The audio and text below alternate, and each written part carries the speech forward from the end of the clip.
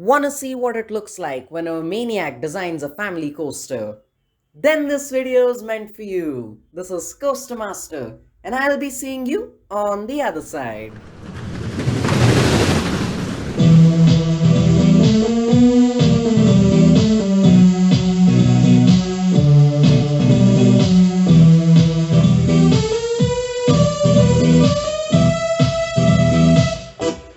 Hi friends, this is Coaster Master here. Welcome to another episode of Building an Indoor Theme Park. This episode will be all seagull related. Yes. So, I'll just tell you why this episode is all about seagulls. It's because I went to Turkey quite recently and it wasn't that much of a coaster trip, to be honest. I rode like 2 coasters when I went there. No, I rode like 4 coasters when I went there, 4-5 coasters. So it wasn't a proper coaster trip or anything. But yeah, but in Turkey, what really struck my eye were the seagulls. So I've seen seagulls in India, I've seen seagulls in some other countries as well. But the seagulls in Turkey, I don't know, they just behaved very differently. They took all sorts of weird turns. They did all sorts of crazy stuff that I haven't seen normal seagulls do. Which is why I thought, hey, I'm already doing a pirate section and seagulls and pirates go together, so why not? So yeah, I'm going to be adding 2 seagull themed rides. So first is the Wild Blue ride, which we coaster enthusiasts refer to as the Gerstlauer Skyfly, and I've always thought that the individual seats look like seagulls, so I think that now is the best time to add this ride, and I love Gerstlauer Skyflies. I rode my first one in Dream Island and my second one in Land of Legends, which was again Turkey. So yeah, I really enjoy these rides. Seriously enjoy these rides. Okay, yeah, it just seems perfect for the pirate section. Anyways, now to the real meat of the episode. I will be designing the world's craziest family coaster. So basically, I'm one-upping myself. You know, because of episode 9 where I created my other family coaster in this park, Gargoyle Jr. And yeah, as incredible as that coaster is, I don't think that I'd really reached the full potential of, well, madness when it comes to family coasters. And believe me, I have always wanted to design an access coaster. I've always wanted to add an access coaster to this park because, well, it just fits perfectly. But Planet Coaster is just refusing to release their access coaster model. And I don't know, even if they do, they'll probably put it as a DLC. Basically, what I'm saying here is that there isn't ever going to be an access coaster in any of my parks, or at least for the time being. So I went with the next best thing, and that was the SNS Free Fly. I don't know, the Family Free Fly, something like that. I don't really remember the model name, but basically it's a failed design by SNS. It was a family coaster that had two swinging seats on either side. It was a wing coaster with 2 seats that swung on either side. It was a really interesting model, and yeah, I just thought, hey, there's a seagull over here, and it just felt so perfect for my park. And with my recent experience with seagulls, I got inspired. So what I realized was that the seagulls, at least the ones in Turkey, well, they flow in ways that you see on normal wing coasters. So instead of giving it the family coaster layout or the Volare layout that it has right now, that the only installation in the world has right now, I thought of giving this a wing coaster layout. And my biggest inspiration for this design is, believe it or not, Gatekeeper from Cedar Point. And trust me, it just works. This coaster just works as a brilliant family coaster. So yeah, the first element is a 180-degree turn. Nothing too special about that. And then there is the dive drop. And oh man, I just love this element. It just works so beautifully. And the best part is that you don't invert, but you swing so much. And it's actually more thrilling than a normal dive drop. over here. So yeah, I just love this element. So I decided that this would be the next element on my coaster as well. And yeah, I'm not gonna go over the rest of the layout too much because, well, I'm gonna have you see me build the whole coaster. And all I want to say is that I am proud of this coaster. I am proud of this design. I don't think I'll ever be able to design a family coaster more insane than this. And yes, technically it still remains a family coaster despite it being one of the most thrilling coasters in my park. It is still a family coaster, and here's why. It doesn't go upside down. I mean, the track inverts, but the cars themselves don't invert. But I managed to add in one sneaky inversion right in the middle of the ride where the riders do invert. They do invert a full 360 degrees. So at this point, it's definitely not a family coaster, but because of the model name, any person who's I don't know 36 inches or above can ride this. Basically, this coaster is a giant middle finger to SNS, saying that, you know what, you never needed to make the Axis coaster model.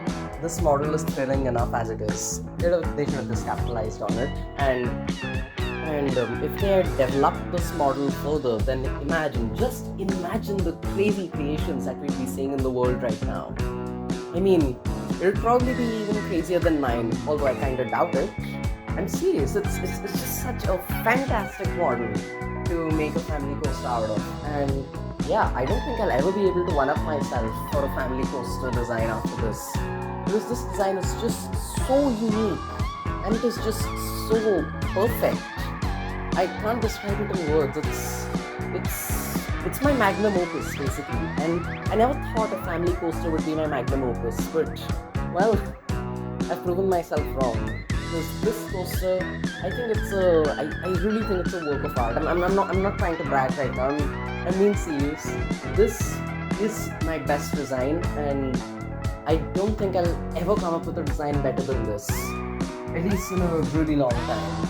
There's just so many things that this coaster does right. And yeah, just the fact that a wing coaster layout, a high-thrill wing coaster layout works so well on this family coaster. I just never have guessed it. And the layout it's so daring, and it has so many extremely thrilling moments.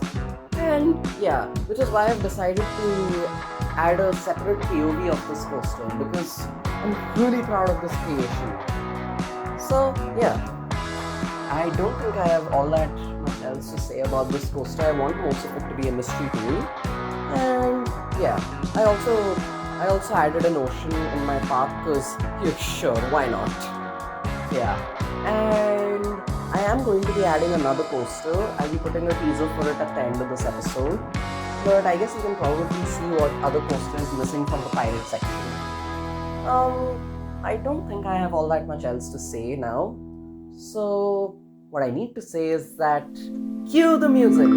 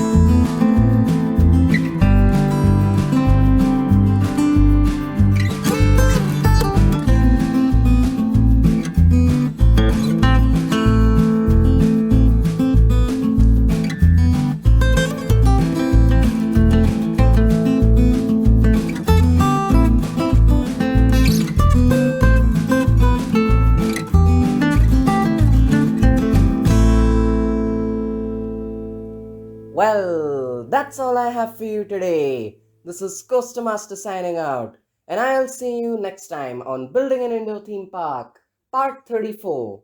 Also, here's the teaser for the next episode.